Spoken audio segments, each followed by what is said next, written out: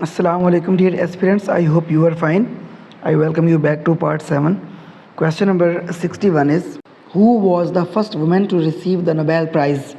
Option A, Toni Morrison. Option B, Marie Curie. Option C, Ada E. Junef. And option D, Aung San Suu Kyi. तो इसका correct answer है option B, Marie Curie.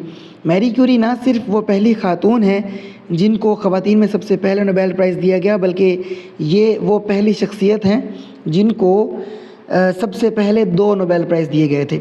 Nobel prize start किया गया था 1901 में और इनको 1903 में मैरी क्यूरी साहिबा को फ़िज़िक्स में नोबेल प्राइज़ दिया गया और उसके बाद 1911 में इनको केमिस्ट्री में भी नोबेल प्राइज़ दिया गया था। And she was the first to receive the Nobel prize twice and she was the first woman to receive Nobel prize. ठीक है, ऑप्शन ए जो हमारे पास टॉनी मॉरिसन है, ये एक नॉवलिस्ट हैं और इनको 1993 में लिटरेचर में नोबेल प्राइज़ दिया गया था। ऑप्शन सी जो हमारे पास एडा ई जुनैथ हैं, शी बिलोंग्स टू इसराइल और इनको भी केमिस्ट्री में 2009 में नोबेल प्राइज़ दिया गया। और लास्ट पे जो हमारे पास ऑन्ग सान सू की हैं, इनको नोबेल पीस प्राइज़ दिया गया था 1991 में and she belongs to Burma. Question number 62, which country lastly joined SAARC? SAARC को आखिर में किस मुल्क ने ज्वाइन किया? तो ऑप्शन ए है हमारे पास Bangladesh, option B Pakistan, option C Afghanistan and option D है हमारे पास नन ऑफ दीज। तो इसका करेक्ट आंसर है ऑप्शन सी अफ़गानिस्तान। अफ़गानिस्तान ने सार्क को सबसे लास्ट पे ज्वाइन किया है और ये क्वेश्चन भी पूछा जाता है कि कब ज्वाइन किया है सार्क अफ़गानिस्तान ने। तो वो 2007 में 2007 में ज्वाइन किया है। SAARC stands for South Asian Association for Regional Cooperation और इसको इस्टेब्लिश किया गया था 1985 में। SAARC was founded on December 8, 1985। ये क्वेश्चन भी रिपीटेड है, बार बार पूछा जाता है। और इसको कहाँ पर फाउंड किया गया था? इसको फाउंड किया गया था, it was founded in Dhaka, Bangladesh. ये क्वेश्चन बहुत इंपॉर्टेंट है और ये कंफ्यूजिंग भी 2 पॉइंट्स हैं कि SAARC was founded in Dhaka, Bangladesh और इसका हेड क्वार्टर्स कहाँ पर है? वो खटमंडू में है, नेपाल में है सार्क का। It has total 8 member states. ये क्वेश्चन भी रिपीटेड है, इम्पॉर्टेंट है कि सार्क के टोटल मेंबर स्टेट्स कितने हैं? तो 8 हैं।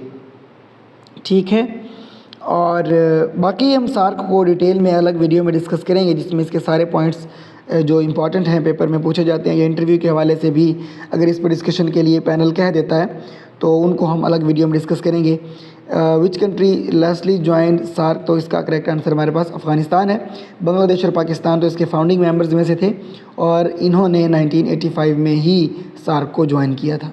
Question number 63, it was dash that World Health Organization declared that that the world was facing a new variant of COVID, Omicron.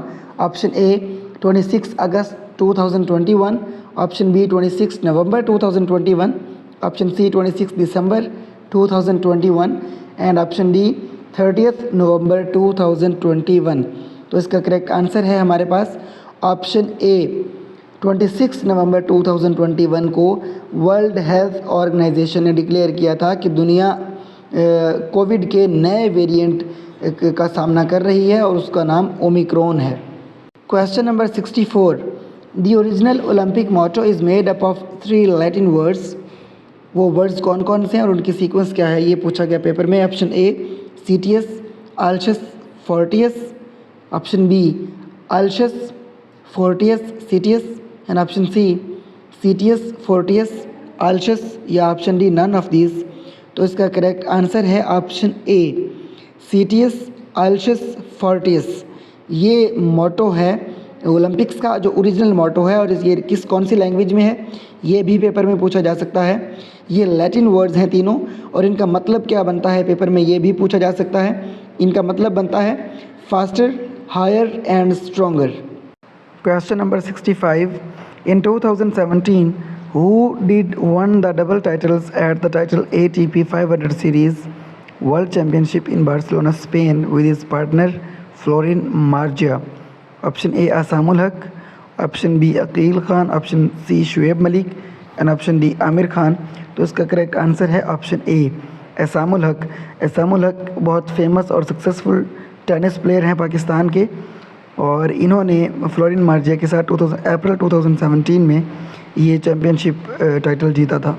Question number 66, which is the hardest substance in the human body? Option A ribs, option B skull bones, option C tooth enamel and option D knee cap. तो इसका correct answer है option C, tooth enamel is the hardest substance in human body. ये tooth enamel actually जो हमारे दांतों की outermost और visible layer होती है वो होती है, और ये सबसे ज़्यादा हार्डेस्ट सब्सटेंस है ह्यूमन बॉडी में। ये इनर जो सॉफ्टवेयर लेयर्स ऑफ टीथ हैं उनको प्रोटेक्ट करने के लिए ऊपर वाली आउटर मोस्ट और जो विजिबल लेयर है वो होती है। Question number 67, Hindu Mahasabha was founded in 1915 bye?